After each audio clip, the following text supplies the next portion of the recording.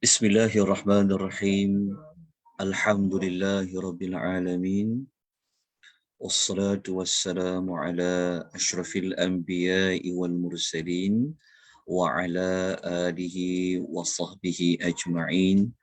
Asyhadu an la ilaha illallah wahdahu la syarika lah wa asyhadu anna Muhammadan abduhu wa rasuluhu. Allahumma salli wa sallim ala nabiyyina Muhammad wa ala alihi wa sahbihi wa man tabi'ahum bi ihsanin ila yaumiddin, amma ba'd. Muslimin dan muslimat, tuan-tuan, puan-puan rahimani wa rahimakumullah. Alhamdulillah, kita bersyukur kepada Allah Subhanahu wa taala. Tapi sebelum itu saya mengucapkan Assalamualaikum warahmatullahi wabarakatuh kepada tuan-tuan dan puan-puan. Semoga doa yang dititipkan melalui ucapan salam ini memberikan kesejahteraan kepada kita. Allah memberikan kita kesihatan, Allah lindungi diri kita daripada keburukan. Syukur kita kepada Allah. Petang ini kita dapat bertemu sekali lagi buat siri yang ke-16 pada petang ini. Maknanya kita sudah bersama dalam pengajian mengenali makhluk yang bersayap ini sebanyak 16 minggu. Ya, kerana pengisian ini hanyalah diadakan sekali dalam seminggu seperti yang tertera di poster setiap Ahad jam 2:30 petang. Kita sangat bersyukur sebanyak-banyaknya kepada Allah Azza wa Jalla. Allah melapangkan dada kita, sentiasa Allah mempermudahkan urusan kita dalam kesibukan, dalam dikelilingi dengan pelbagai perkara. Namun Allah Ta'ala masih lagi bagi peluang kepada kita, sama ada kita dapat mengikuti pengajian ini secara langsung ataupun yang dapat mengikuti secara rakaman di FB Academy Tadabbur Malaysia.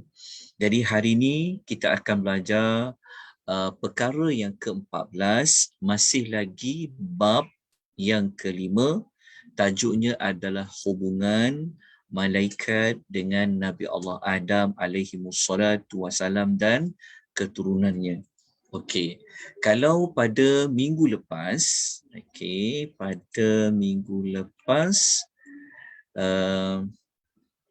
kita telah belajar, belum lagi, maafkan saya. Sepatutnya kita belum masuk yang kita pakai nota yang minggu lepas. Tengok nota ni. Okey. Pada minggu lepas, siri yang ke-15 kan, kita telah mempelajari bahawa ada di kalangan para malaikat yang ke-11 memberikan khabar gembira ketika mana manusia itu berada dalam keadaan sakaratul maut. Ini telah kita bincangkan pada minggu lepas. Dan yang ke-12, tapi dalam nota ni saya tersalah tulis. Saya tulis bilangan 14. Sepatutnya adalah bilangan yang ke-12, bukan 14. Bilangan yang ke-12 ada di kalangan para malaikat. Allah memerintahkan mereka untuk mencintai orang-orang yang beriman. Perkara ke-12 ini telah kita bincangkan pada minggu lepas. Jadi pada minggu ini kita akan menyambung bilangan yang ke-13. Bilangan yang ke-13. Dalam nota ditulis 15, kena baiki. Mohon maaf ni di atas kelemahan saya tidak membuat semakan bilangan. Jadi sepatutnya di sini adalah bilangan yang ke-13, bukan 15. Dia adalah ke-13. Sekejap, saya padam dulu.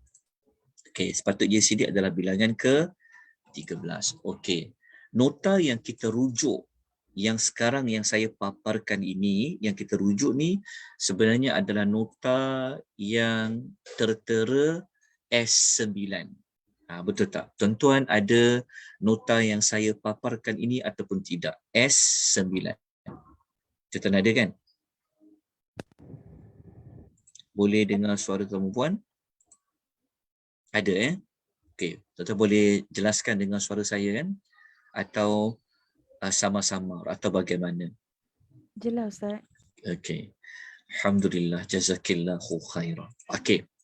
Yang ke 13. Ada para malaikat, mereka ini dengan anak-anak Adam, mereka berperanan berselawat kepada orang yang beriman. Malaikat ini mereka juga berperanan berselawat kepada orang yang beriman. Bukanlah hanya Rasulullah sallallahu alaihi wasallam sahaja yang Allah berselawat kepada Rasulullah, para malaikat berselawat kepada Rasulullah, tetapi umat Nabi sallallahu alaihi wasallam pun para malaikat juga akan berselawat kepada umat Nabi Muhammad sallallahu alaihi wasallam yang beriman. Okey. Jadi yang pertama, berselawat yang pertama, sudah pasti para malaikat mereka akan bersolawat kepada Rasulullah sallallahu alaihi wasallam. Okey, maklumat ini kita boleh rujuk dalam ayat Quran. Surah Al-Ahzab ayat nombor 56. Surah Al-Ahzab ayat nombor 56. Allah Ta'ala berfirman, A'udzubillahi minasyaitonirrajim, Innallaha wa malaikatahu yusalluna 'alan nabi. Kita ambil sampai potongan ayat ini saja. Sebab kita nak kaitkan dengan tajuk ini. Okey, di sini kita jumpa pertama disebut Allah. Allah. Yang kedua disebut siapa? Malaikatahu. Malaikatahu. Kalau kita tengok dekat terjemahan, innallaha, sesungguhnya Allah, wa dan malaikatahu, para malaikatnya. Di sinilah poin penting pada ayat ni, menunjukkan bahawa Allah dan para malaikatnya. Jadi di sini para malaikat, maknanya malaikat Allah, mereka buat apa? Yusalluna, sentiasa bersolawat kepada siapa? Kepada Nabi sallallahu alaihi wasallam. Dekat sini kita jumpa bukti jelas menyebutkan bahawa malaikat-malaikat di langit ini mereka berperanan adalah bersolawat. Kalau para malaikat bersolawat, perbincangan di kalangan para ulama menyebutkan ia dikaitkan dengan doa daripada kalangan para malaikat. Jadi para malaikat ini bukan sekadar mereka ini setakat yang kita faham ada 10 tugasan kan, ada 10 malaikat. Rupa-rupanya malaikat-malaikat Allah di langit mereka juga sentiasa bersolawat kepada Nabi sallallahu alaihi wasallam. Okey, ini kita dah temui dalilnya.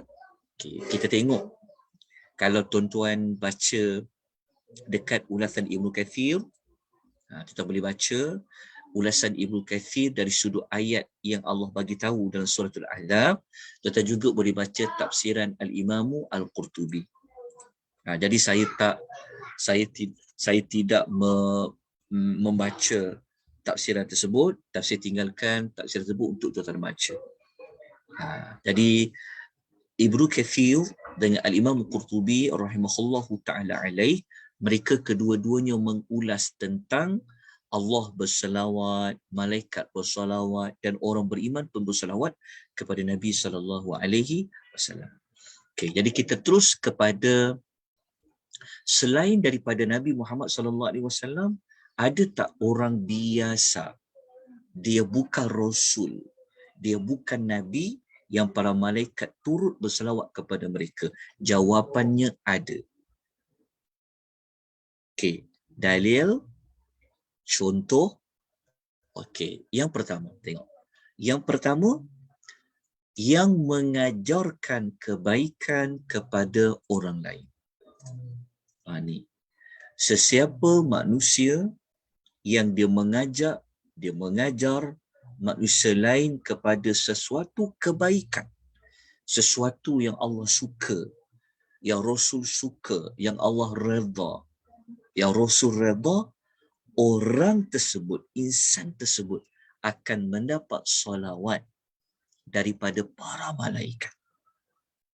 Waktu kalau kita belajar bab-bab malaikat ni, kita tidak keseorangan sebenarnya. Akan ada sentiasa malaikat-malaikat yang memperhatikan kita. Jadi Allah Ta'ala sebut, seperti mana dalam hadis Nabi SAW, beriwayat At-Tabrani dan Imam Tirmizi, sabda Nabi SAW daripada Abu Umamah radhiyallahu anhu, Nabi bersabda, Nabi kata apa?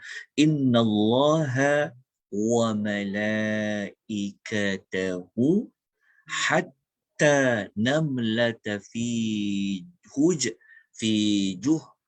juhriha. Saya rasa macam fi jaharo. Okey. Allah mengatakan dalam hadis ni, Nabi SAW bersabda, yang bermaksud, sesungguhnya Allah dan para malaikatnya. Dekat sini poin dia. Dan para malaikat Allah. Buat apa? Bahkan hatta sehinggakan an-namlah. Bahkan semua yang berada di dalam lubang. Sedang lubang ni, tolong tambah. Bahkan semua semut. Saya tertinggal nak terjemahkan namlah ni. Namlatun adalah bahkan semua apa? Semua semut. Sehinggakan semut lah. Bukan, maksudnya semut lah, semut. Sehinggakan semut, semua ni padam, tukar dia jadi semut. Okay. Bahkan kalau dalam hadis tu hatta, sehingga, maknanya sehingga ataupun bahkan semut, semut, namlatun, semut di dalam lubang. Wa hatta al-huta fil bahri, serta ikan paus yang berada di lautan. La yusalluna, benar-benar bersolawat. Dekat sini kaitan penting juga, benar-benar bersolawat. Kepada siapa? Ala muallim, ala muallimin nasil khaira, kepada orang yang mengajarkan kebaikan kepada manusia. Orang yang mengajarkan kebaikan kepada manusia. Jadi tuan-tuan dan puan, ambillah peluang, ilmu yang ada, pengetahuan yang ada, ruang yang ada untuk kita mengajar, menyampaikan kepada orang lain tentang kebaikan. Kita tidak akan rugi apa-apa. Kenapa? Kerana Allah. Pertama Allah lah. Allah. Lepas tu para malaikat Allah. Hatakan haiwan seperti semut. Bahkan ikan paus di lautan akan bersolawat kepada orang yang mengajarkan kebaikan kepada manusia. Kalau Allah bersolawat, maknanya Allah memberikan puji-pujian dan juga rahmat. Allah memuji manusia yang melakukan kebaikan, mengajar kebaikan kepada orang lain. Allah memberi rahmat kepada orang yang mengajarkan kebaikan kepada manusia lain. Allah memuji, Allah memberi rahmat, dia terkandung kepada istilah Allah bersolawat. Kalau para malaikat bersolawat, kita telah sebutkan tadi, ia merujuk kepada erti kata doa. Okey, kepada orang yang mengajarkan kebaikan kepada manusia. Kalau sebut malaikatahu, dia merujuk kepada plural, merujuk kepada bilangan banyak malaikat. Jadi kita telah belajar pada satu bab yang khas cerita tentang apa? Latar belakang malaikat kan? Dari sudut bilangan malaikat. Bayangkan malaikat di langit pertama, di langit kedua, di langit ketiga, keempat, kelima, keenam, ketujuh. Mereka mendoakan orang yang mengajar kebaikan. Lepas tu apabila baca hadis-hadis seperti ini kan, kita tidak akan penat. Kita akan sampaikan juga ilmu pada masyarakat. Kita ajar masyarakat kita dengan kebaikan. Kenapa? Kerana kita akan sentiasa mendapat rahmat Allah, kita akan sentiasa mendapat doa di kalangan para malaikat. Maknanya malaikat mendoakan kita. Dalam erti kata malaikat bersolawat kepada orang yang mengajar kebaikan kepada manusia. Manusia tu mungkin pada ahli keluarga, anak-anak, adik-beradik, kaum kerabat, jiran-jiran, kawan sepejabat, kawan dalam satu grup WhatsApp, kawan di media sosial, semualah Allah akan berselawat, para malaikatnya, hatta haiwan seperti semut dan ikan pun akan mendoakan kebaikan kepada orang yang mengajarkan kebaikan. Okay. Kita pergi kepada yang kedua. Siapa lagi yang malaikat akan bersolawat? Yang kedua, orang yang menunggu waktu solat. Dia menunggu waktu solat. Contohnya kalau dia sembahyang zuhur, kan, dia tunggu untuk hadirnya solat asar. Tapi faham tunggu ni bukan tunggu sambil-sambil masak, tunggu sambil-sambil tengok TV, tidak. Tunggu tu maksudnya dia berada di tempat dia solat sebelum ini tu. Jadi kalau dia sembahyang zuhur kan, dia duduk ketika sejadah dia, tunggu dia. Sambil dia tunggu tu dia buat apa? Dia berzikir, dia baca Quran ke. Orang yang sentiasa ada perbuatan seperti itu, dia akan mendapat solawat daripada para malaikat. Apa dalil dia? Apa rujukan dia? Okey, maklumat ini disebutkan oleh Nabi SAW. Hadis riwayat Abu Dawud dan An-Nasa'i. Apa sabda Nabi? Sabda Nabi SAW yang bermaksud. Okey, kita jimatkan waktu. Saya terus baca kepada terjemahan hadis. Para malaikat. Dekat sini dalil dia. Al-malaikatu, kata Nabi. Tengok Nabi cakap apa? Nabi kata, kalau kita baca dekat sini, al-malaikatu. Maknanya para malaikat. Buat apa? Tusalli, berselawat kepada salah seorang dari kamu selama mana, dekat jawapan ni, selama mana orang itu berada di tempat solatnya. Madama fi musallahu. Selama mana orang itu berada di tempat solatnya yang dia solat di situlah. Tapi dengan dua syarat. Dalam hadis ni kata malam yuhdith. Syarat pertama, selagi mana dia belum berhadas,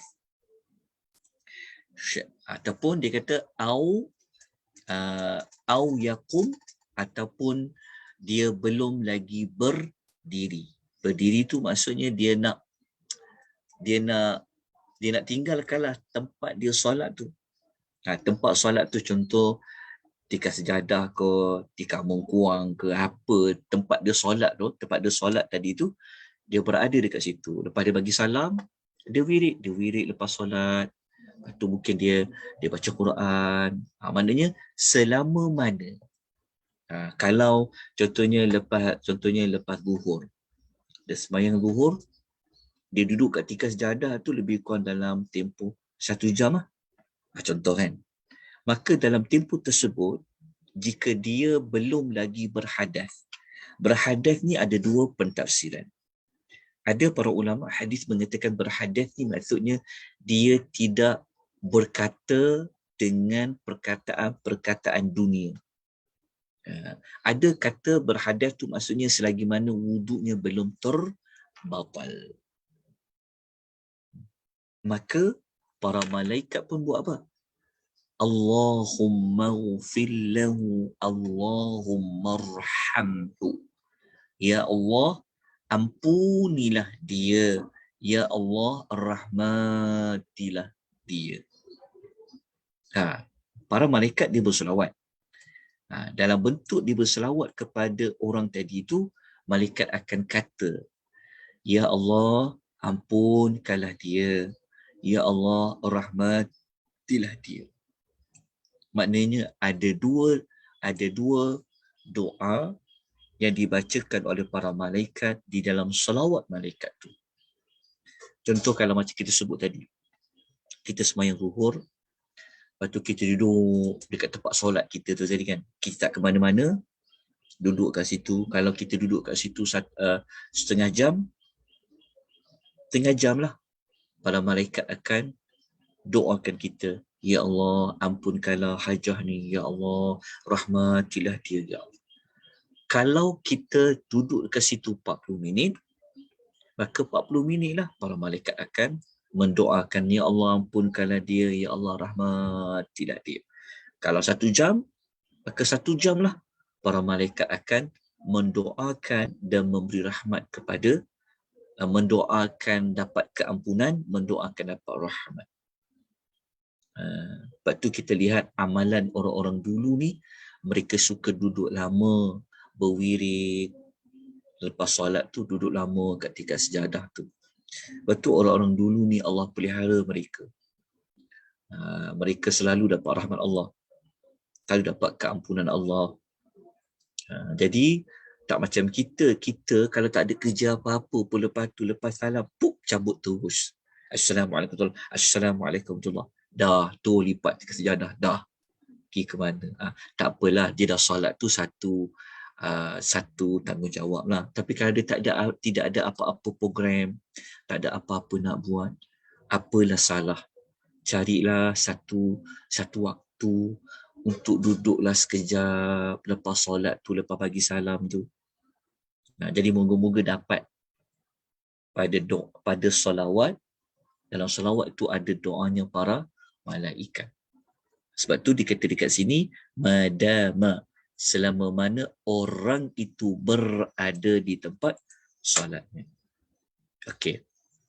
Boleh faham hadis ni kan? Okey. Besar sebenarnya manfaat dia kalau kita ada ilmu. Kan? Rupanya nak dapat rahmat Allah, nak dapat pengampunan Allah ni, ya Allah, ada banyak jalan. Jadi manfaatkan. Okay. Yang berikutnya, yang ketiga, siapa lagi yang para malaikat bersolawat? Yang ketiga adalah yang solat di saf yang pertama. Dia terpakai kepada lelaki dan perempuan. Kalau orang lelaki dapat peluang duduk saf pertama, kejar duduk saf pertama. Jangan nak baik sangat bagi orang duduk kat saf kita. Baik sangat tu maksudnya apa? Kita ni kadang-kadang orang kita ni, dia baik hati, dia persilakan orang, duduklah saf depan, duduklah. Dia punya baik hati. Kita dalam perkara akhirat, dalam perkara pahala, kita kena selfish. Macam tu. Kita kena pentingkan diri sendiri. Seperti di situ maksudnya kita kena tamak. Tamak nak kejar pahala, tamak nak buat terbaik. Tapi kalau buat dunia, janganlah tamak. Macam tu. Tapi kadang terbalik. Kalau buat dunia kita seorang je nak ambil nikmat tu. Sampai kita dengki pada orang. Tapi kalau buat akhirat, kita jadi seorang yang pemurah pula. Jadi seorang yang tak tamak pula. Sepatutnya tak. Kita kena rebut. Aku nak kejar dosa pertama ni, aku nak kejar dosa pertama. Itulah kadang-kadang sayang tengok jemaah-jemaah suka nak pilih duduk saf yang hujung. Kadang-kadang saf yang belakang sekali. Sedangkan dia dah boleh ambil peluang duduk saf yang pertama. Sebab apa? Sebab ada hadis riwayat Abu Daud, sabda Nabi SAW, sesungguhnya Allah dan para malaikatnya, sesungguhnya Allah dan para malaikatnya yusalluna ala saffil awwali, bersalawat kepada orang yang solat di saf yang pertama. Yang saf pertama. Jadi kalau tahu orang ramai bekerja saf pertama, kita cubalah datang awal. Cuba rebut. Sebab apa? Apabila kita duduk kat saf pertama, para malaikat Allah di langit-langit ini, mereka akan berselawat kepada orang yang duduk di saf pertama. Tetapi bayangkan kalaulah, kalau jemaah lelaki khususnya dia boleh kejar setiap salat. Saf pertama, subuh saf pertama, zuhur saf pertama, asar saf pertama, maghrib saf pertama, isyak saf pertama, Masya Allah. Dengan amalan seperti ini kita mungkin kita tak tahu, mungkin amalan kita berebut dosa pertama ni, Allah masukkan kita ke dalam syurga dan Allah mengampunkan dosa kita. Sebab apa dosa kita diampunkan? Kerana salah satu salawatnya para malaikat adalah memohon keampunan kepada Allah kepada orang yang berada pada saf yang pertama. Okey. Jadi kita ambil peluang ini. Yang berikutnya, para malaikat berselawat kepada orang yang mengisi saf yang kosong. Saf yang kosong. Kita nampak dekat kanan kita ni ada kosong, kita pergi rapatkan. Kita nampak belah kiri kita ada renggang kosong, kita pergi rapatkan. Masuk, rapatkan. Kalau kita duduk kat saf nombor 2, tengok saf pertama ni ada kosong kan, mungkin kita boleh melangkah ke depan. Kalau orang kanan kiri tak nak bergerak ke contoh. Kerana apa? Kerana kita hendak mengejar salawatnya daripada para malaikat. Kata Aisyah radhiyallahu anha, Nabi SAW bersabda, sesungguhnya Allah dan para malaikatnya, ni dalil kita gunakan, para malaikatnya bersalawat kepada orang-orang yang apa?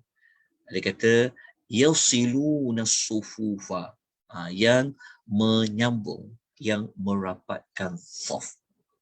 Di sinilah dalil yang kita nak rujuk. Hadis riwayat Ibnu Majah. Masya Allah, banyak kurniaan Allah bagi. Bayangkan solat berjemaahnya, bayangkan pula kita duduk saf pertama pula.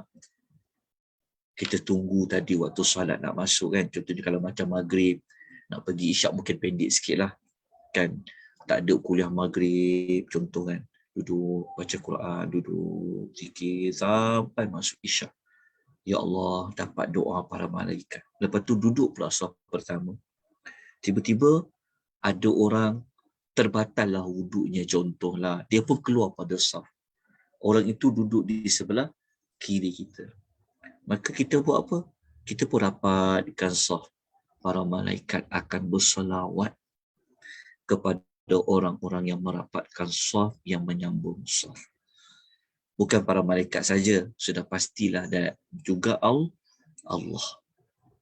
Tapi yang kita nak bincangkan di sini adalah tentang para malaikat Allah Subhanahu wa Ta'ala.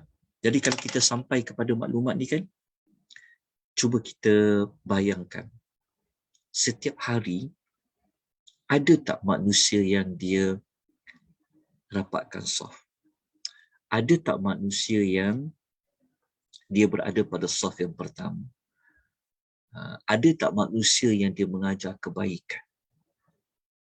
Tentu ada kan. Jadi kalau setiap hari ada, maknanya setiap harilah para malaikat berselawat ya. Ya sudah pasti. Kan? Hebatnya kerajaan Allah Ta'ala di atas perempuan. Jadi kalau kita belajar para malaikat ni, Masya Allah. Alam ini hidup. Pokok bertasbih, laut bertasbih, langit bertasbih, gunung ganang bertasbih. Itu kalau kita belajar nanti tajuk ayat-ayat kauniyat. Kan kita belajar kan? So, Masya Allah, semua makhluk ni mereka membesarkan Allah. Kalau macam para malaikat pula seperti ni, ada yang kerja doakan.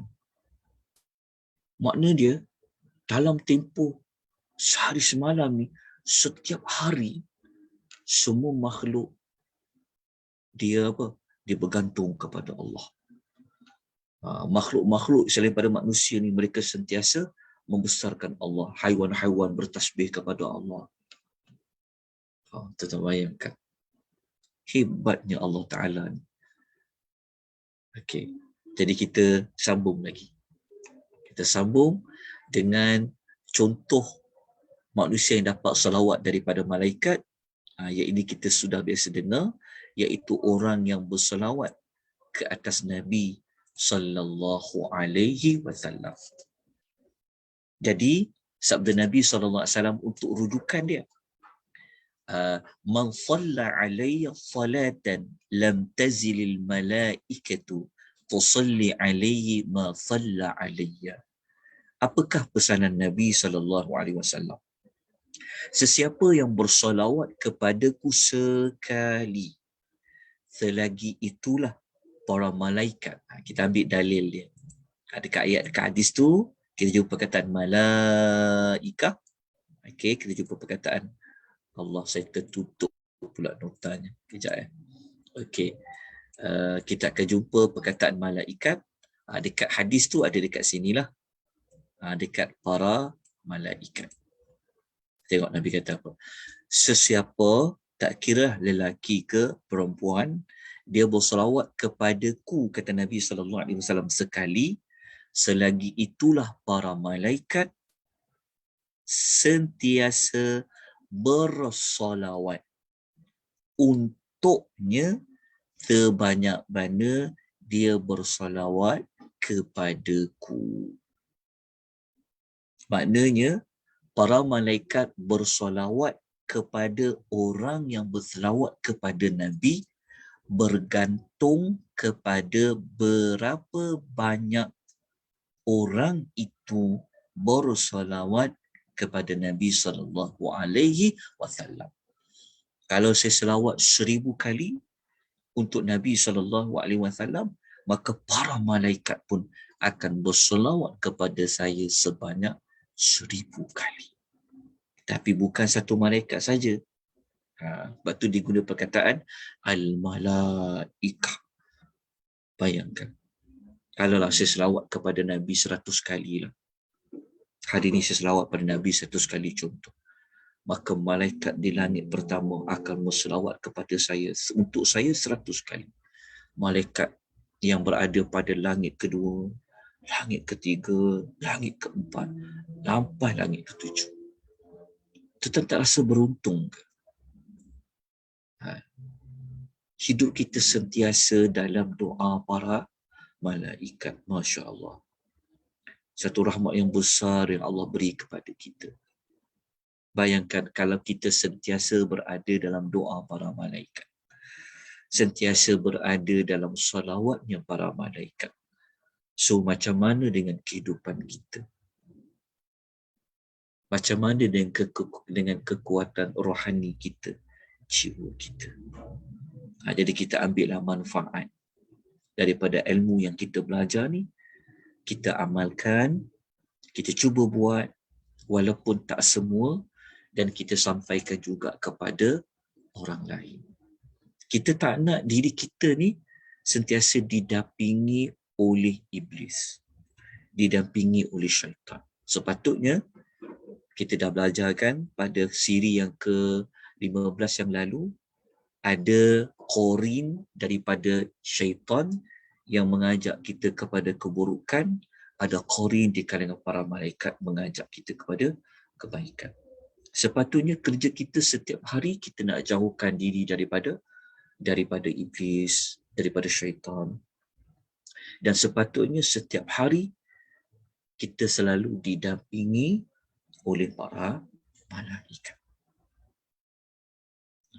Macam mana nak panggil malaikat tu turun mendampingi kita? Ada nanti beberapa amal yang lain. Okey. Jadi kita pergi kepada perkara yang berikutnya adalah menziarahi orang sakit. Ini juga satu kelebihan yang sangat besar. Kita yang ada kenderaan, boleh berjalan, ada waktu, kan, boleh memandu, kan. Kalau ada peluang, lepas tu kita pula dah berada pada fasa yang kita boleh bebas merentas negeri contohnya. Jadi kalau ada orang yang sakit, tambah-tambah pula kalau itu ada hubungan darah daging dengan kita, lagi berganda ganjaran dia. Kan? Apa yang Allah nak beri pada kita? Okey, kita baca pada terjemahan hadis riwayat Al-Imam Tirmizi. Okay. Nabi kata apa? Maksud dia, tidaklah seorang Muslim menziarahi saudaranya yang Muslim yang lain. Saudaranya bukan bermakna saudara macam pak saudara, mak saudara. Tak. Maksudnya saudara seakidah. Yang sedang sakit di pagi hari. Contohnya, kita sampai malam semalam. Contohnya lah, kita nak musafir pergi mana? Contohnya, kita nak pergi ziarah kaum kita sakit kat Perlis lah contoh. Kan?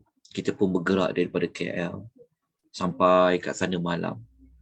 Besoklah nak pergi tengok pagi. Dekat hospital mana contohnya? Hospital Citra. Contohlah hospital di Alostar lah contoh. Jadi pagi-pagi kita sampai. Apabila kita sampai saja pada waktu pagi, melainkan 70,000 malaikat akan berselawat kepada kita sampai waktu petang. Ya Allah. Bayangkan tuan-tuan.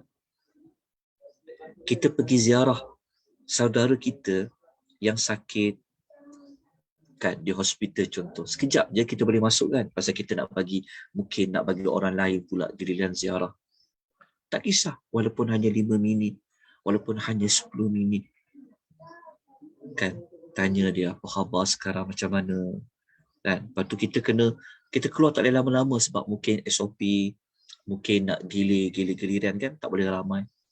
Kita tetap Allah Ta'ala akan hantar, ataupun Allah Ta'ala akan perintahkan kepada 70,000 malaikat untuk berselawat kepada orang yang datang ziarah tadi.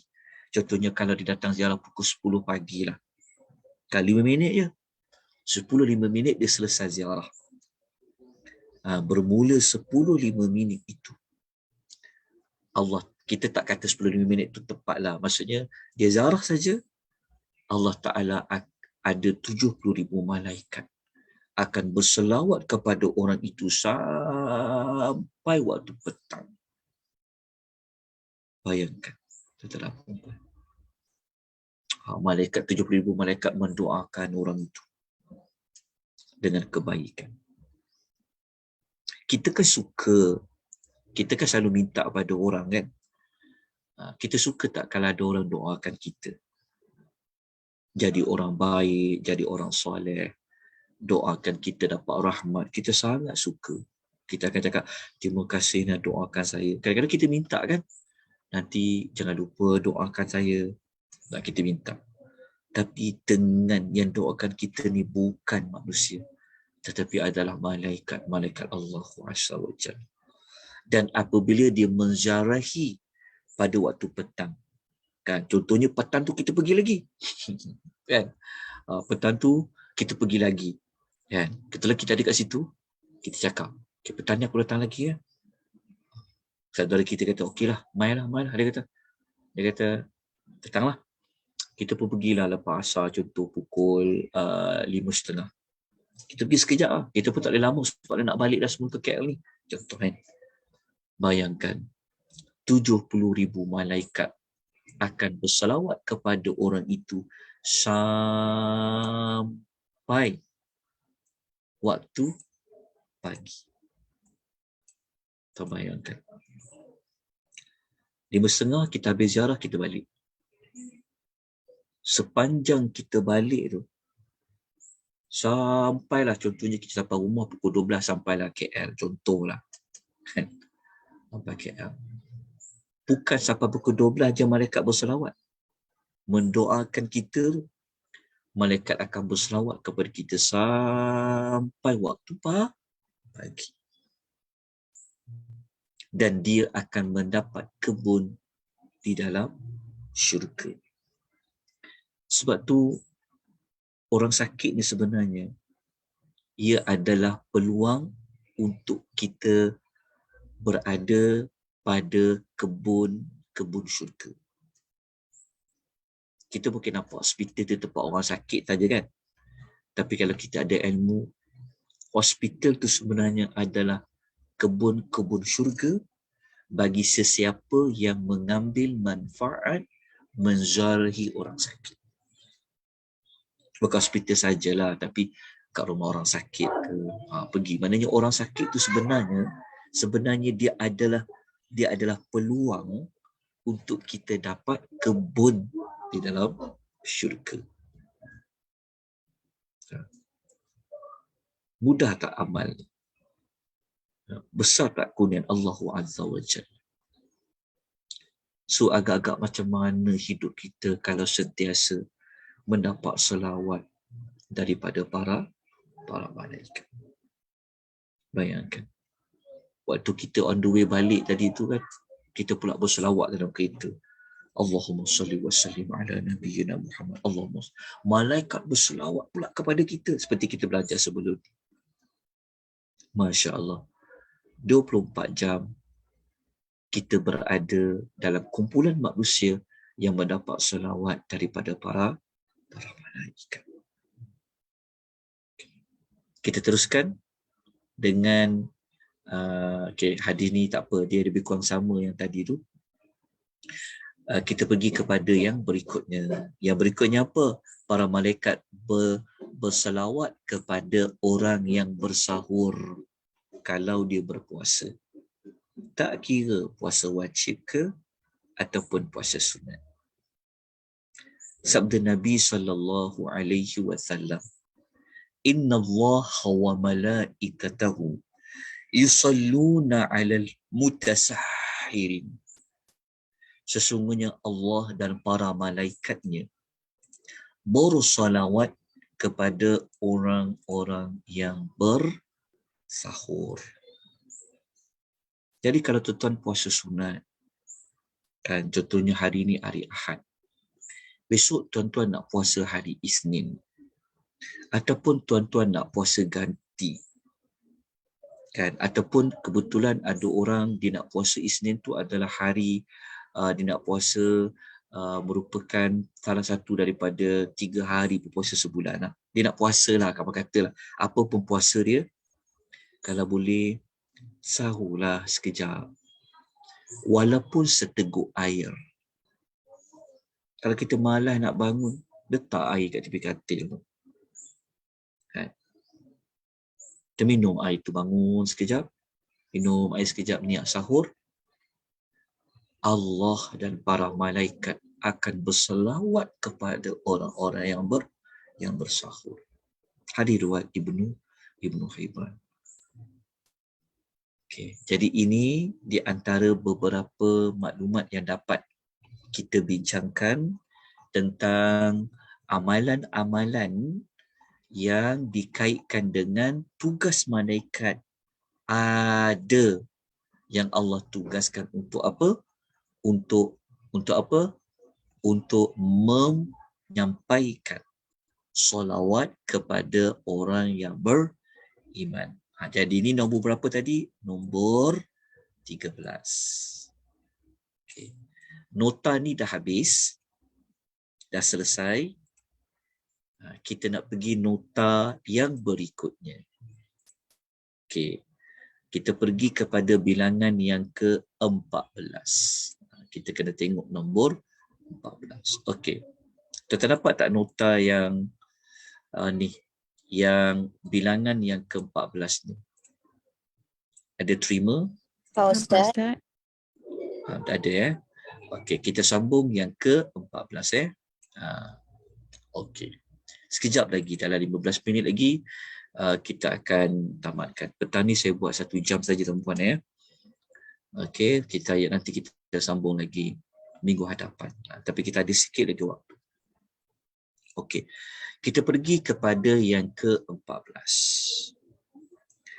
Yang ke-14 ni ada di kalangan para malaikat. Mereka menyampaikan ucapan salam dari umat Nabi kepada Nabi SAW. Bukanlah salam saja, sebenarnya dia termasuk kepada salawat. Kalau kita belajar tadi, kalau kita bersolawat, para malaikat bersolawat kepada kita. Tapi yang ini bukan malaikat tu bersolawat, tetapi ini ada malaikat yang dia bagi tahu kepada Nabi Muhammad sallallahu alaihi wasallam yang umat dia ni telah mendoakan baginda melalui salawat dan salam. Maknanya kalau kita berselawat kepada Nabi, kita mengucapkan salam kepada Nabi sallallahu alaihi wasallam, salawat dan salam kita akan disampaikan kepada Nabi sallallahu alaihi wasallam. Okey. Faham Okey, kita rujuk hadis yang pertama. Hadis pertama, sabda Nabi sallallahu alaihi wasallam, inna lillahi malaikatan sayyahina fil ardi yuballighuni min ummatis salam. Sesungguhnya Allah memiliki para malaikat yang mengelilingi bumi untuk menyampaikan salam umatku kepadaku. Nampak tak? Ada para malaikat yang mereka ni kerja dia keliling bumi. Jadi kalau ada mana-mana umat Nabi yang selawat dan salam kepada Nabi, maka malaikat tu akan sampaikan salam umat tu kepada Nabi SAW. Maknanya, kita tak perlulah untuk kita mengirim salam. Tentunya kawan kita nak pergi umrah. Kita kata, nanti kau pergi umrah, kau salam je dekat Nabi. Memang ada dibuat oleh para ulama seperti itu. Tapi kalau kita belajar hadis, salam kita ni kalau kita tak kirim pada orang pun, malaikat tu yang akan jadi pengirim salam itu kepada Nabi sallallahu alaihi wasallam. Oleh kerana itulah Nabi sallallahu alaihi wasallam, saya buat ulang dua kali ni. Okey, yang hadis yang pertama ni, saya tersilap sebab dua kali. Hadis pertama ni, kalau kita nak tengok riwayat dia, kita tengok yang muka surat nombor 3 tu dekat sini. Ni adalah hadis sahih. Hadis sahih, riwayat An-Nasa'i, ni nombor hadis, juga riwayat Ibn Hibban, juga riwayat Imam Ahmad. Yang kita baca tadilah. Okey. Daripada maklumat ini, kita akan dapat jawapan kepada hadis kedua. Kenapa dengan hadis kedua? Hadis kedua, muka surat nombor 2 dan muka surat nombor 3, Nabi SAW mengata begini, tiada seorang pun yang memberi salam kepadaku, melainkan Allah mengembalikan rohku sehingga aku dapat menjawab salam orang itu. Cuma kita jangan kita fahamkan Nabi kembali roh tu dia hidup macam hidup dekat dunia. Tapi memang Allah kembalikan roh Nabi sehingga Nabi dapat menjawab salam orang itu. Kalau macam kita kan, orang kisah salam dekat kita. Contoh ada orang kisah salam pada saya, contoh. Ada orang kata, Yusuf, ada sahabat kita kisah salam, Ahmad kisah salam, contoh. Jadi saya akan menjawab salam, betul tak? Saya akan menjawab salam Ahmad yang mengirim salam kepada saya tadi. Saya pun akan menjawab salam lah. Waalaikumsalam, waalaihissalam, warahmatullahi wabarakatuh. Jadi saya pun akan jawablah salam. Saya akan kata, kepada dia itu jugalah akan dapat salam, dapat rahmat dan berkat dari Allah Azza wa Jalla. Begitulah Nabi SAW apabila kita mengucapkan salam. Salam tu seperti mana kita kata Assalamu alayka ayyuhan nabiyyu wa rahmatullahi wa barakatuh. Salam kita tu akan disampaikan. Dia sebenarnya dia termasuk dalam salawat dan salam lah. Contoh kalau kita kata Allahumma salli wa sallim ala Muhammad. Kita berdoa, ya Allah, kurniakanlah salawat dan salam ke atas Nabi sallallahu alaihi wasallam. Maka ada malaikat yang tadi yang hadis pertama dia keliling bumi ni, dia tengok ada orang tu selawat, maka dia akan bagi tahu kepada Nabi, ada orang berselawat kepada engkau, umat engkau. Dan Nabi akan buat apa? Nabi pun akan menjawab salam orang itu. Hadis riwayat Abu Dawud. Okey. Habis untuk yang ke-14. Okey. Kita pergi kepada yang ke-15. Tapi 15 ni saya nak kita tunggu sekejap. Kita nak buka dulu kalau ada mana-mana persoalan, pertanyaan. Ada tak? Sebelum kita teruskan ke yang ke-15. Suara saya tetap boleh dengar dengan baik atau bagaimana? Alhamdulillah jelas. Jelas, Ustaz. Alhamdulillah jelas. Syukur pada Allah. Okey, talian saya. Ya, silakan. Masa kita melawat orang sakit, selama ni saya ingat malaikat tu dia akan membaca selawat untuk kita daripada mula kita melawat hingga habis lawatan. Rupanya tidak ya Ustaz. Daripada masa tu sampai petang, dan kalau dari petang sampai esok pagi. Saya ingat habis lawatan tu habislah. Rupanya dia akan bersambung juga ya. Ya. Kalau bahasa hadis tadi tu dia sampai, kalau kita ziarah pagi, selawat tu akan dapat sampai petang. Kalau ziarah waktu petang, selawat tu sampai pagi. Okey. Sama saya ingat kita dah balik lawatan tu, selesai kat situ lah. Okey. Kalau yang selesai dekat situ, itu dikaitkan dengan kebun syurga tu. Maksud dia, kalau kita baca pada hadis yang saya tak terangkan tadi tu, yang hadis tu, saya terlupa mana yang tadi tu. Yang sebelum ni tadi ziarah orang sakit. Kita tengok hadis yang ni. Saya masuk lewat tadi Ustaz. Tak apa. Okey. Kalau kita tengok dekat hadis yang ziarah tadi dekat sini. Mungkin sebenarnya bukan pada selawat tu, tapi pada ganjaran kebun ni. Tengok dekat sini sekejap. Ni. Kalau kita ambil nota yang tadi tu, kita akan baca dekat sini.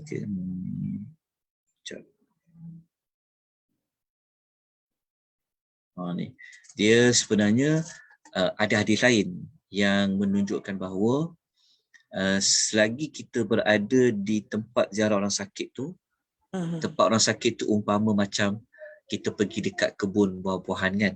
Ya. Jadi kalau kita pergi dekat kebun tu kita boleh makan buah, dapat buah dia. Jadi kalau kita dah keluar pada kebun tu, tak dapat lagi makan buah tu. Jadi itu sebenarnya hadis yang sebut kita pergi ziarah orang sakit tu umpama kita berada di dalam kebun-kebun syurga. Okey. Kat Itu situ. yang sebelum. Yes. Ya, wallahu ta'ala. Okey, Okey. Terima kasih Ustaz. sama. Okey, kita tengok ada soalan dekat ruangan chat Mungkin tuan-tuan yang nak tengok melalui Zoom, mungkin boleh tengok dekat situ. Dia kata, Ustaz, kalau solat subuh tu, kita dah habis baca Al-Quran, zikir dan selawat, lepas tu bangun dari tempat solat, baring sementara, tunggu waktu syuruk, malaikat doakan kita juga tak? Atau kita bercakap-cakap dengan orang lain? Malaikat, kalau kita baca pada hadis tadi tu, berbaring ni saya wallahu ta'ala alam, dia akan dapat doa malaikat tu sepanjang dia baca Quran tadi, dia berzikir, dia bersalawat ni sudah pasti. Dia akan dapat. Tapi kalau kita dah mula bercakap-cakap dengan orang lain dan sebagainya, kalau berdasarkan salah satu pentafsiran hadis tadi tu, dia seperti dah terputus dah. Dia seperti sudah terputus. Wallahu ta'ala a'lam bis-shawab. Okey. Kita teruskan dengan maklumat yang lain. Kalau ada pertanyaan lain. Okey. Kalau tidak ada, kita nak pergi kepada yang ke mana ni? Sekejap ya. Saya pergi mana ni saya nak. Okey. Kisah Ibu Ibrahim. Okey, kita pergi kepada yang ke-15. Tapi 15 saya tak cerita semua. Cuma kita cerita secara umum. Okey. Yang ke-15 ni adalah ada di kalangan para malaikat, dia menunjukkan seseorang mukmin kepada jalan yang lurus. Maksudnya ada malaikat yang dia ni membimbing, dia mengajar orang yang mukmin ini supaya dia berada pada jalan yang lurus. Macam mana dia ajar? Macam mana dia bimbing kita? Wallahu ta'ala a'lam. Mungkin pada para malaikat ni kuatkan hati kita ke, para malaikat ni bukakan hati kita ke, mungkin para malaikat beri kita ilham ke, kita tidak tahu. Tapi ada malaikat yang Allah tugaskan supaya bimbing orang ni, supaya dia sentiasa berada di atas jalan yang lurus. Jadi bukan senang nak dapat. Maksudnya kita berlawanan dengan iblis, dengan korin kita. Tapi ada malaikat yang Allah hadirkan, yang Allah datangkan, memang dia membimbing orang mukmin berada pada jalan yang lurus. Ada hadisnya. Yang mana hadis tu insya-Allah nanti kita akan ceritakan pada minggu hadapan, siri yang ke-17 tak silap saya kan. Nanti kita akan sambung untuk bilangan yang ke-5. 15. Jadi tanda dekat sini. Kita tanda di sini tarikh dia berapa hari bulan hari ini? 25 kan. Hari bulan 12, 20, 22 tanda kan. Kita berhenti dekat sini. 26 26 Oh, maafkan saya, 26. Okey, 26 hari bulan tanda. Nanti kita akan mula pada sini.